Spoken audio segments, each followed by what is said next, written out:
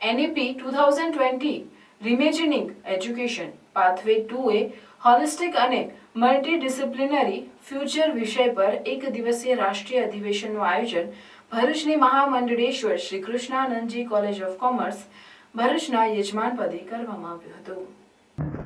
Mahamandaleshwar Shri કૃષ્ણાનંદજી college of commerce ભરૂચના યજમાનપદે અતુલાનંદજી auditorium ખાતે આયોજિત એક દિવસીય રાષ્ટ્રીય અધિવેશનના પ્રમુખ પદે સદવિદ્યા મંડળના પ્રમુખ શશિકાંતભાઈ એસ પટેલ તેમજ મુખ્ય મહેમાન પદે ડોક્ટર KN ચાવડા કુલપતિ વીર નર્મદ દક્ષિણ ગુજરાત યુનિવર્સિટી સુરત તેમજ અતિથિ વિશેષ પદે ડોક્ટર પ્રતાપસિંહ ચૌહાણ કુલપતિ શ્રી ગોવિંદ ગુરુ યુનિવર્સિટી ગોધરા તથા ડોક્ટર MS પાડવી કુલપતિશ બિરસા મુંડા ટ્રાઇબલ યુનિવર્સિટી રાજપીપળાના અતિથિ વિશેષ પદે ઉપસ્થિત રહ્યા હતા. આ અધિવેશનમાં પ્રોવોસ્ટ સાર્વજનિક યુનિવર્સિટી સુરતના ડોક્ટર કિરણ પંડ્યા બીજરૂપ વક્તવ્ય રજૂ કર્યું હતું. આ રાષ્ટ્રીય અધિવેશનમાં જ્ઞાનની નૂતન ક્ષિતિજોના ઉઘાડ થકી જ્ઞાન ચેતનાના પરિમાર્જનની ક્ષણોનો સાક્ષાત્કાર કરવા વિવિધ કોલેજોના પ્રાધ્યાપકો પ્રતિનિધિઓ સહિત જ્ઞાનોત્સુકો ઉપસ્થિત રહ્યા હતા. MK કોલેજના પ્રિન્સિપલ ડોક્ટર વિજયકુમારી જોશી સહિત અન્ય પ્રાધ્યાપકોએ અધિવેશનને સફળ બનાવવા ભારે જહેમત ઉઠાવી હતી.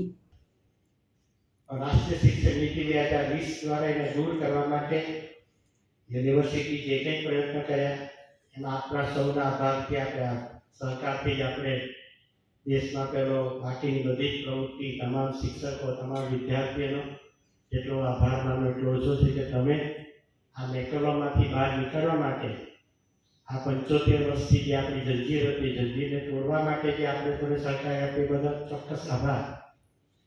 પણ સાથે સાથે સૌથી કોઈ નસીબદાર હોય એ ડિજિટલ લોકરમાં તમારા ડેટા ગયા, પણ એથી વધારે જો કોઈ નસીબદાર હોય તો સૌથી વધારે કમનસીબ જો કહેતા હોઉં તો અહીંયા આ તરફના અને આમાંથી બેઠા થોડા જણા 10-12 જણા છે બાકીના બધા જ જેટલા બેઠા છે એને તમારે તમારા માતા પિતાશ્રીનો આભાર માનવાનો છે. એટલે પણ માતાશ્રી પિતાશ્રી માટે કોઈ ઉભા થઈને તાળી પાડો તો હું ખાતરીપૂર્વક કહી શકું કે એક પણ વ્યક્તિ એવો નહીં કે પહેલા કરતાં પરિસ્થિતિ સારી છે.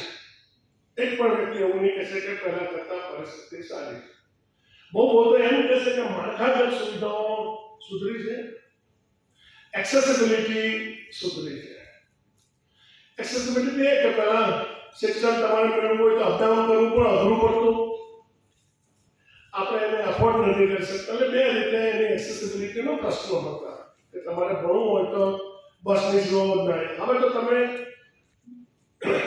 ભરૂચ જિલ્લાની વાત કરીએ તો લગભગ તમામ ગામડાઓ રોડથી જોડાયેલા છે અને નજીકની કોઈ પણ કોલેજમાં પ્રવેશ લઈ શકે છે. અને આ વાત લગભગ તમામ સુરત નહીં પણ ગુજરાતના તમામ જિલ્લાઓ માટે સાચી છે કે તમારે જો ઉચ્ચ શિક્ષણ મેળવવું હોય તો તમને સહેલાઈથી મળી રહેશે. એટલે એક્સેસિબિલિટી સુધરી છે. તો મેઇન કન્સર્ન શું છે શિક્ષણ અંગે આપણને ચિંતા ઉર્જાવે એવી કઈ બાબત છે તો આપણને ખ્યાલ આવશે. આપણે જો રાષ્ટ્રીય શિક્ષણ નીતિ છે તેના અંગે જો આપણે દ્રષ્ટિપાત કરીએ ધ્યાનથી વાંચીએ, આપણે સામાન્ય રીતે શું વાંચતા હોય, આપણને જે સ્પષ્ટ બાબતો હોય ને તે આપણે વાંચીએ.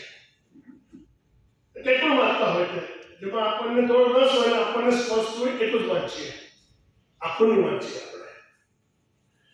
પણ એવું જો કરવા જઈએ તો કોઈ પણ નીતિ હોય એની સમીક્ષા કરવાને આપણે અન્યાય કરીએ છીએ. જોશી સાહેબે એક વાત બહુ સરસ કરી, બહુ ટૂંકાણમાં એમને વાત કરી